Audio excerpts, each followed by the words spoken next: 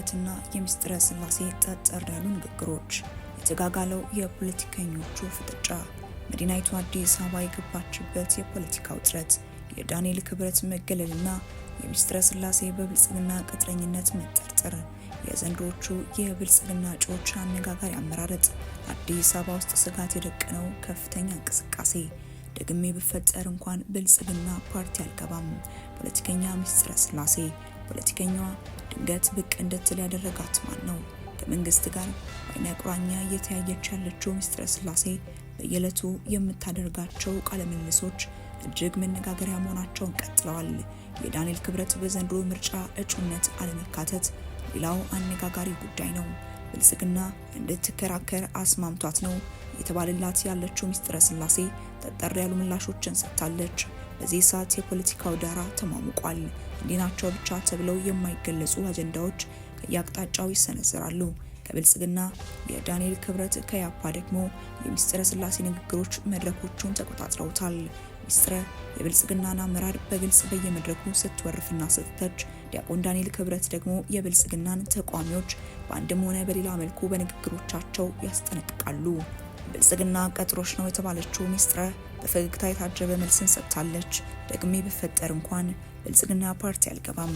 ፖለቲከኛዋ በየመድረኩ የምታነሳው ገዢው ፓርቲ ጨቋኝ መሆኑን፣ የህዝቡን ረሃብ፣ የመናገር ነጻነት ማጣት እንዲሁም መንግስት ተሰርተዋል ያላቸው ነገር ግን እሷ አልተሰሩም ያለቻቸውን አንኳር ጉዳዮች እናንተ የምትኖሩባት ኢትዮጵያ እኛ እናውቃትም ወይ በሚል ሸንቆጥ የሚያደርግ ንግግር በመናገር ነው።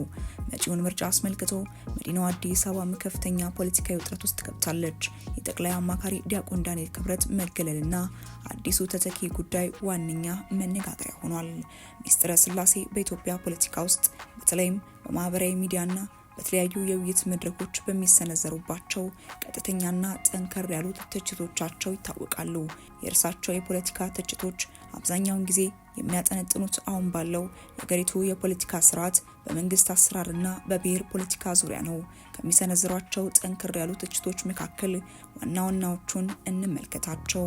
ሚስጥረ ስላሴ በብሔር ፖለቲካና በፌዴራሊዝም ዙሪያ አሁን ያለው የፌዴራል ስርዓት ኢትዮጵያን ለከፋ ክፍፍል ዳርጓታል ብለው ያምናሉ።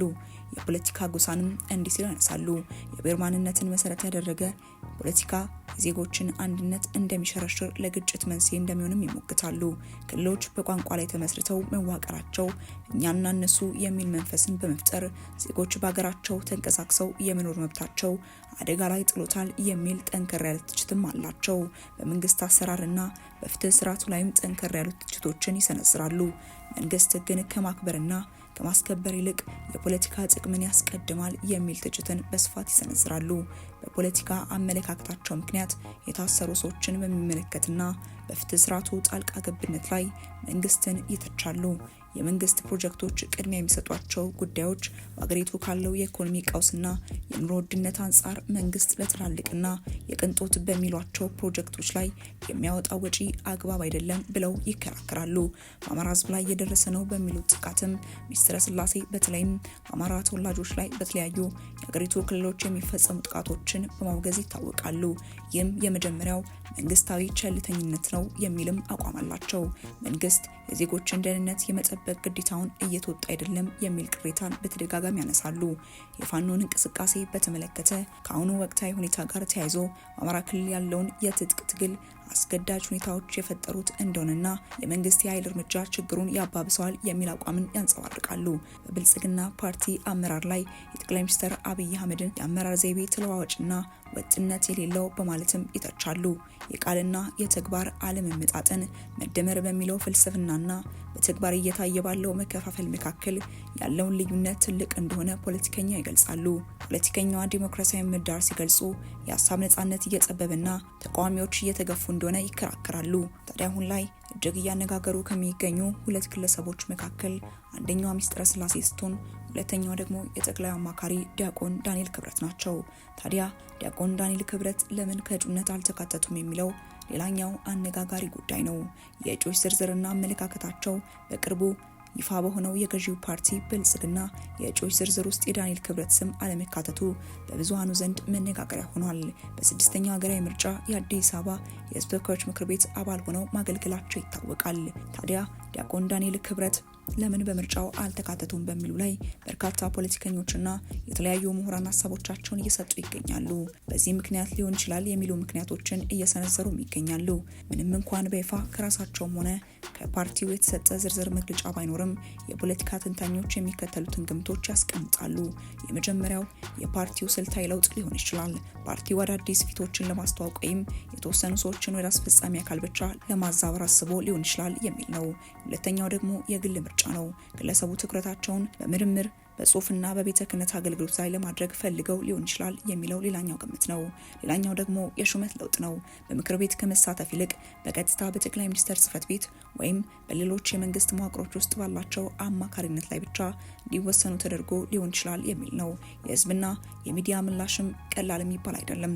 የዳንኤል ክብረት በእጩነት አለመቅረብ በማህበራዊ ሚዲያ ላይ የተለያዩ አስተያየቶችን እንዲያስተናግድ እያደረገ ይገኛል። አንዳንዶች ይህንን እንደ የመስመር ለውጥ ሲመለከቱት፣ ሌሎች ደግሞ የተለመደ የፓርቲ አሰራር እንደሚሆንም ይገልጻሉ። እናም የዳንኤል ክብረት በዘንድሮ ምርጫ እጩዎች ውስጥ አለመካተት አነጋጋሪነቱን ቀጥሏል።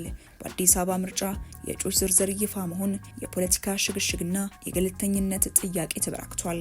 በመጪው ግንቦት ወር እንደሚካሄድ እቅድ የተያዘለት 7ኛው ሀገራዊ ምርጫን አስመልክቶ ገዢው ብልጽግና ፓርቲ በአዲስ አበባ ያዘው የእጩዎችን ዝርዝር ይፋ ማድረጉን ተከትሎ በዋና ከተማዋ ፖለቲካዊ ውጥረቶች አንሰራርተዋል። ይህ የእጩዎች ምደባ ሂደት ቀደም ሲል የፓርቲው ድጋፍ የነበራቸውን ግለሰቦች ያገለልና ከፍተኛ የፖለቲካ ቁማር የተስተዋለበት መሆኑን ታዛቢዎችን በስጋት እየገለጹት ይገኛሉ። የዳንኤል ክብረት መገለልና አዲሱ ተተኪ በዚህ አዲስ የእጩዎች ዝርዝር ውስጥ ዋነኛ የመነጋገሪያ ርዕስ ሆነዋል። ባለፈው ምርጫ በግል ተወዳድረው ባሸነፉበት ምርጫ ክልል 28 የጠቅላይ ሚኒስትሩ የማህበራዊ ጉዳዮች አማካሪ ሚኒስተር የሆኑት ዲያቆን ዳንኤል ክብረት አለመካተታቸው ነው። ባለፈው ምርጫ ፓርቲው እጩ ባለመቅረቡ ለእሳቸው የተመቻቸ መንገድ የፈጠረ ቢመስልም በዚህኛው ዙር ግን በእሳቸው ምትክ የፌዴራል የአካባቢ ጥበቃ ባለስልጣን ዋና ዳይሬክተር የሆኑትን ዶክተር ሌሊሴ ነሜን መድቧል። የእርምጃ ዲያቆን ዳንኤል ክብረት በምክር ቤት ውስጥ የነበራቸው ሚና ለማክሰምና ለፖለቲካው መድረኩ በረቀቀ ስልት ለማገልገል የተደረገ ውሳኔ መሆኑን የፖለቲካ ተንታኞች ይገልጻሉ። የ62 በመቶ ሽግሽግና በተወካዮች ላይ ያነጣጠረው ጥራት ከሁሉም በላይ አስገራሚ ሆኖ የተገኘው መረጃ ግን በአዲስ አበባ ከተመረጡት የፓርላማና የከተማ ምክር ቤት ተመራጮች ውስጥ 62 በመቶ የሚሆኑት በአዳዲስ እጩዎች መተካታቸው ነው። የመጠነ ሰፊ ለውጥ በተለይም ባለፈው 6ኛው ሀገራዊ ምርጫ የአማራን ህዝብ ወክለው በአዲስ አበባ ከፍተኛ ድምጽ ያሰባሰቡ አመራሮችን ያገለለ መሆኑም ታውቋል።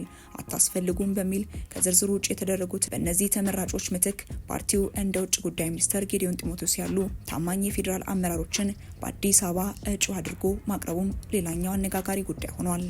ይህ በእንዲህ እንዳለም የምርጫው ሂደት ፍትሐዊነት ላይ ጥያቄዎችን የሚያስነሳው ሌላኛው ነጥብ ብልጽግና ፓርቲ እጩ ባላስመዘገበባቸው 3 ምርጫ ክልሎች ውስጥ 2ቱ ለኢዜማ አመራሮች በስጦታ የተተዉ መሆናቸው ነው።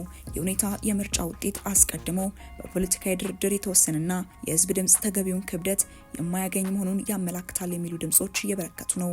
ከ160 ነባር ተመራጮች መካከል 58ቱ ብቻ በድጋሚ መቅረባቸው ገዢው ፓርቲ የህዝቡን ፍላጎት ከማስከበር ይልቅ የራሱን የውስጥ የስልጣን ሚዛንና ታማኝነት ለማስጠበቅ ሲል ማንኛውንም ተወካይ ለመቀየር ዝግጁ መሆኑን ማሳያ ነው ተብሎም በስፋት እየተነገረ ይገኛል።